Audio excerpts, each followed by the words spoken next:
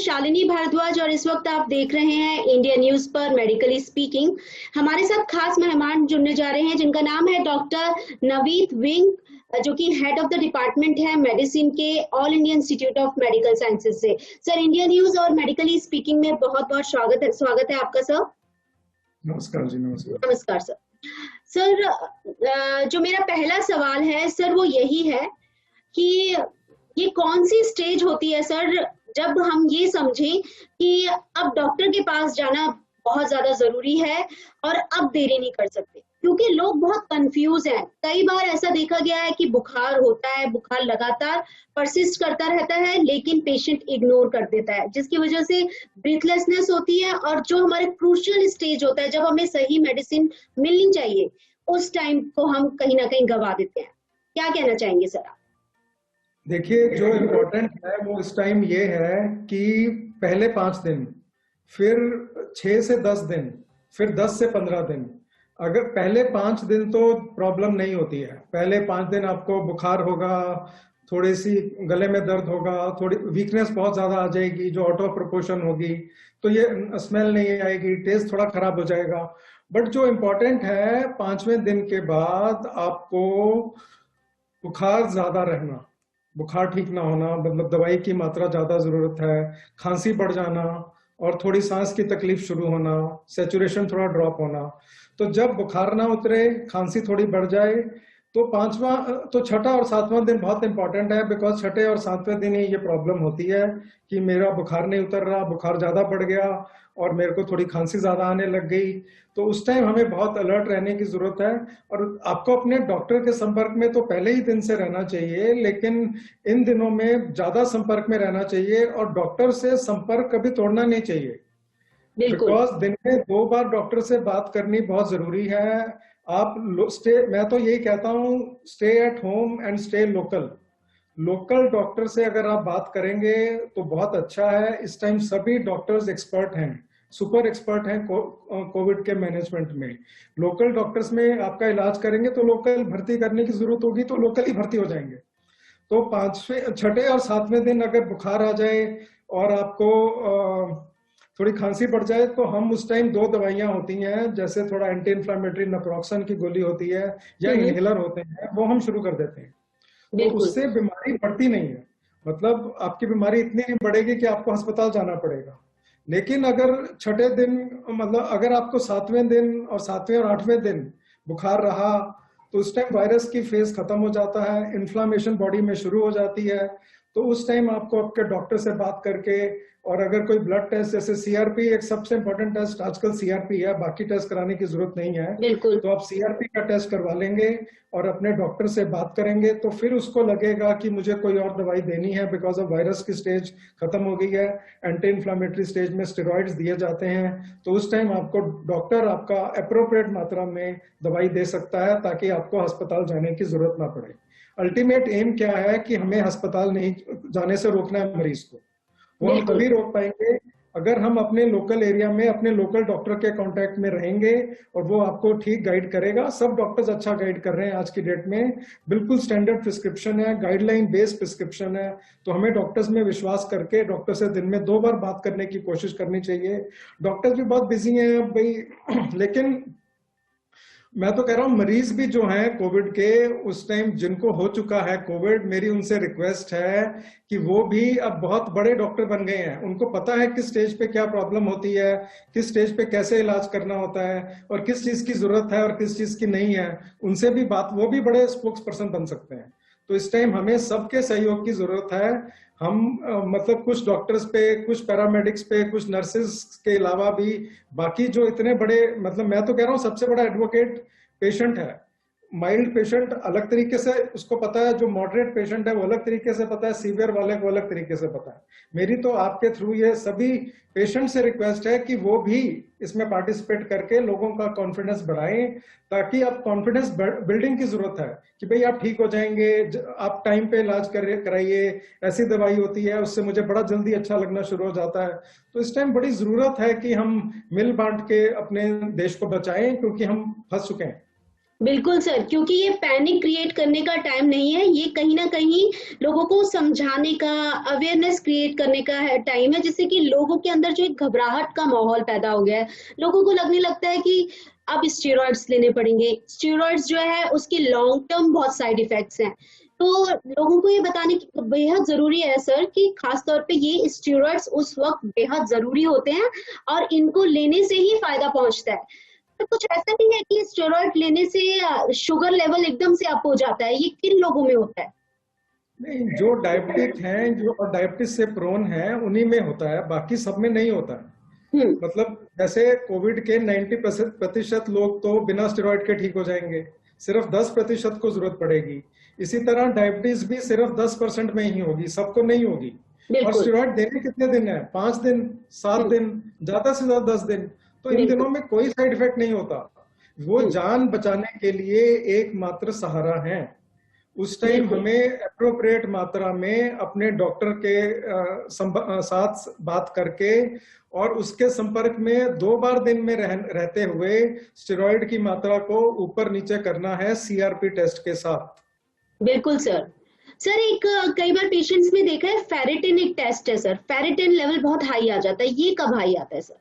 देखिए, पहले हमने बोला कि सब टेस्ट करने चाहिए, क्योंकि बिल्कुल हमें सर। पूरा विश्वास, हमें मतलब अपने पे ही विश्वास नहीं था कि बीमारी कैसे बिहेव करेगी। बिल्कुल। अब हमें अपने पे विश्वास है कि अगर आप सीआरपी का टेस्ट कराएं और वो सीआरपी का टेस्ट नीचे आ रहा है, तो बाकी किसी टेस्ट को कराने की जरूरत नहीं है।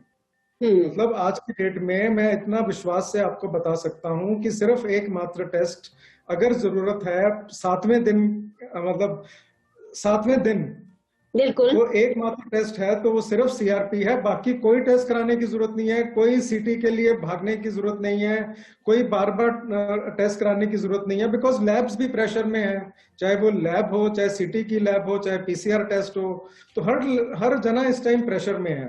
तो हमें बड़ा जुडिशियसली हर चीज को यूज करना है, चाहे वो दवाई हो, चाहे वो स्टीरॉयड हो, चाहे वो टेस्ट हो, और चाहे वो सीटी स्कैन हो।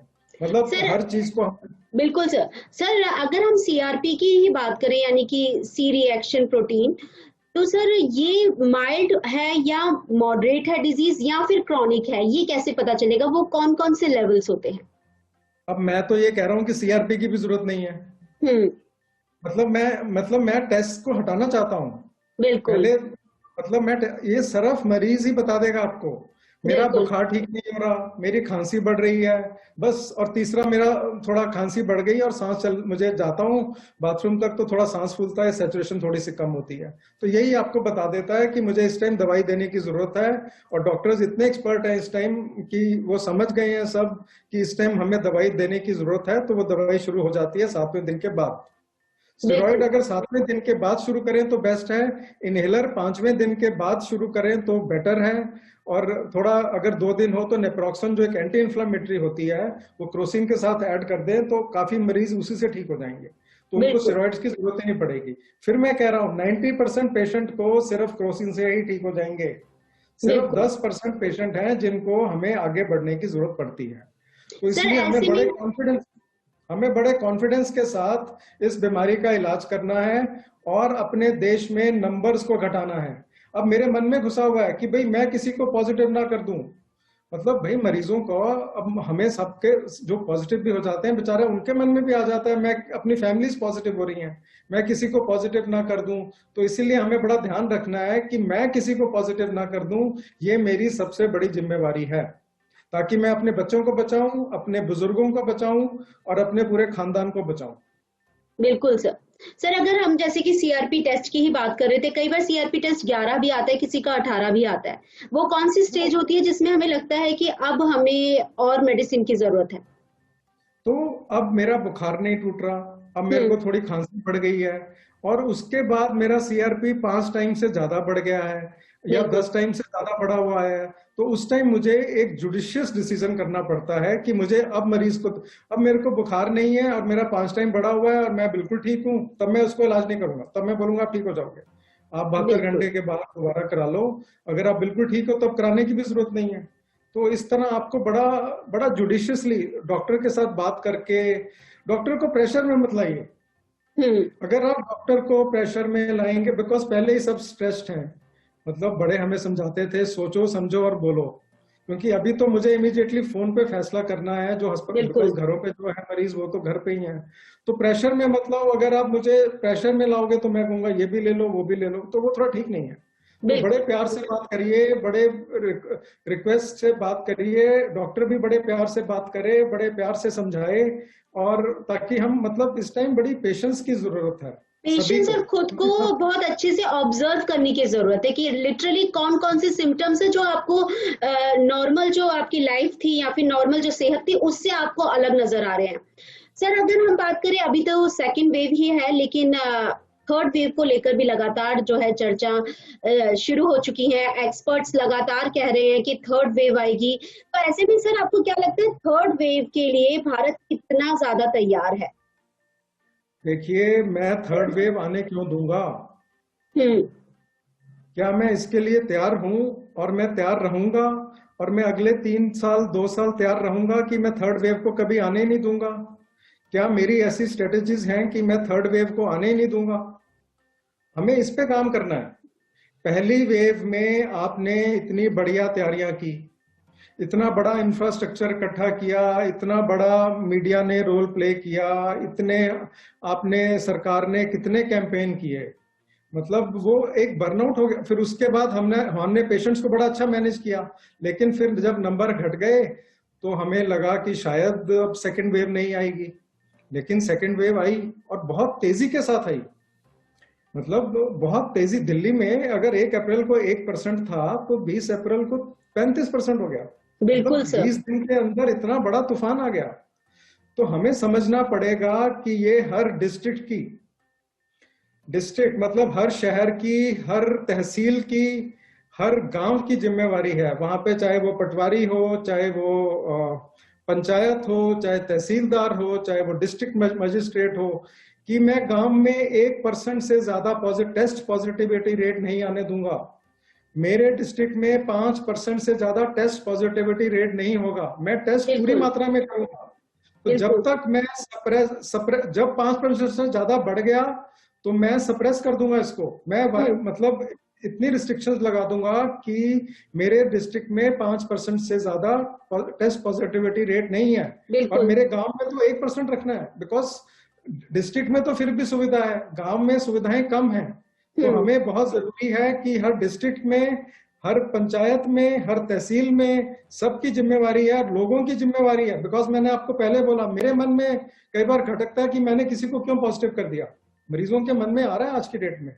तो हमें किसी को पॉजिटिव होने नहीं देना है। चाहे हमें स्ट्रिक्ट मेजर लेने चाहिए, चाहे आप उसको लॉकडाउन बोलो, चाहे आप उसको माइक्रो कंटेनमेंट बोलो, चाहे आप उसको मैक्रो कंटेनमेंट बोलो। अभी कंट्री में हमें नंबर्स को कम करना है, और second tier cities, third tier cities और गांवों में हेल्थ इंफ्रास्ट्रक्चर को इतना बढ़िया रखना है कि चाहे कुछ भी हो, और वैक्सीनेशन तो करनी है। तो अगर हम अपना वैक्सीनेशन बेहद सेकंड टायर जरूरी है सर, वैक्सीनेशन भी सेकंड बहुत टायर जरूरी सिटीज को बढ़िया रखेंगे, थर्ड टायर्स को बढ़िया रखेंगे और वैक्सीनेशन करेंगे, तो हम किसी भी वेव को संभाल पाएंगे। लेकिन अगर हम मास्क पहनेंगे और अपने साथ हर एक दूसरे, एक जान की बहुत कीमत होती है जी। एक जान गंवाना बहुत बड़ी बात है। हमें एक भी जान गंवानी नहीं देनी है, इसलिए हमें मास्क पहन के रखना है। अगर हम मास्क पहन के रखेंगे, अपने कर्तव्य को निभाएंगे, तो ये हमारी अपनी फैमिली की तरफ, अपनी तरफ और देश के प्रति हमारी जिम्मेवारी होगी। तो हम कोताही बिल्कुल नहीं बरत सकते।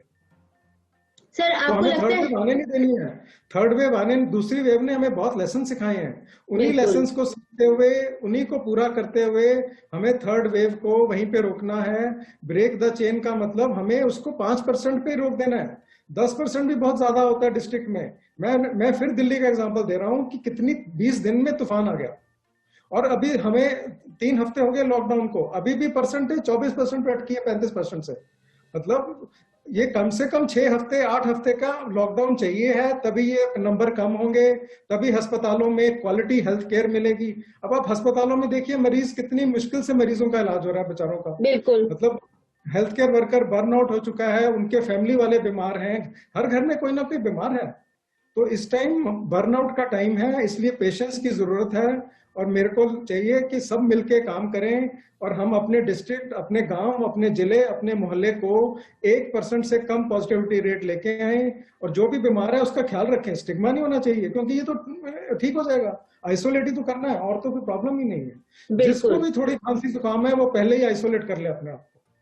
तो इसलिए हमें बचाना है, औरों को बचाना है। भाई मैं खुद तो बच जाऊंगा, मुझे हो जाएगा, तो मुझे तो औरों को बचाना है।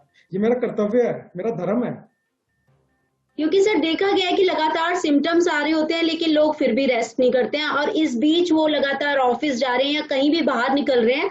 अगर वो पहले से ही इन्फेक्टेड हैं तो ऑब्वियस है कि उनके आसपास के जितने भी लोग हैं, जो भी उनसे उस वक्त मिले हैं, वो सब इन्फेक्टेड हो जाते हैं। तो ऐसे में समय पर अपने आप को आइसोलेट करना और जिस तरह की गाइडलाइंस है, खासतौर पे डबल मास्क पहनना, ये बेहद जरूरी है।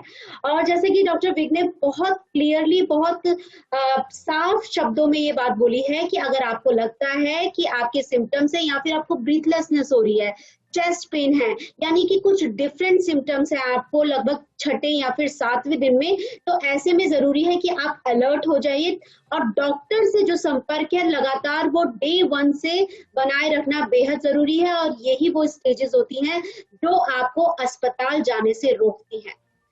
थैंक यू बहुत बहुत सर, बहुत बहुत शुक्रिया सर इंडिया न्यूज और मेडिकली स्पीकिंग से बात करने के लिए। Thank you, it was my pleasure. Thank